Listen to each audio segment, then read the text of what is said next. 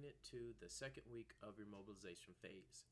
The only thing that we've changed here is adding in a strength training exercise. So whereas before we were doing conditioning, now we're going to build strength.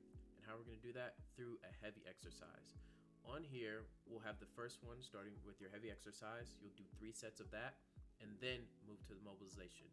So for example, I'll give you a rep range of what you're trying to hit for your heavy exercise. You finish that set, take 60 seconds to recoup, and then get on to the next set of your heavy exercise until you reach the prescribed number of sets, which is most likely going to be 3.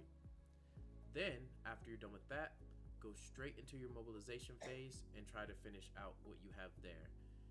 Now, I did add in here up to 8 sets for these mobilization exercises. This is completely up to you.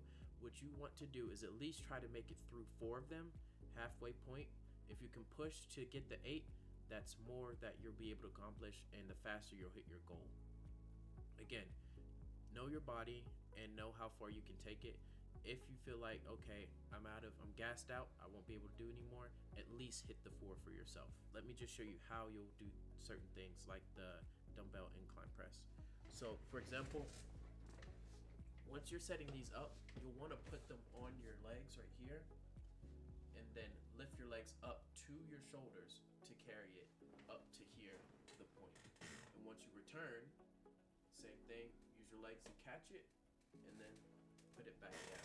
That way it's a lot easier to maneuver versus having to try to figure out and put it down without hurting yourself, you know? So let's talk about your way outs, right? If one of the things gets too difficult, I'll be able to provide a kind of like an escape or alternative exercise you can do so you can still make it through your exercise group for the day.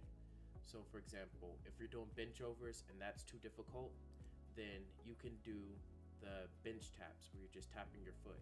And instead of doing that for your prescribed amount of rounds, you'll do that instead.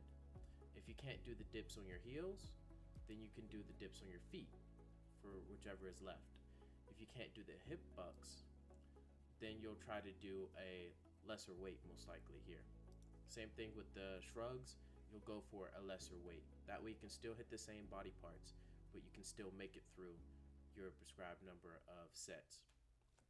Now, with that being said, you want to always try to do the difficult part first. Push yourself to do the difficult part first, and then wean into the easy one if you absolutely have to.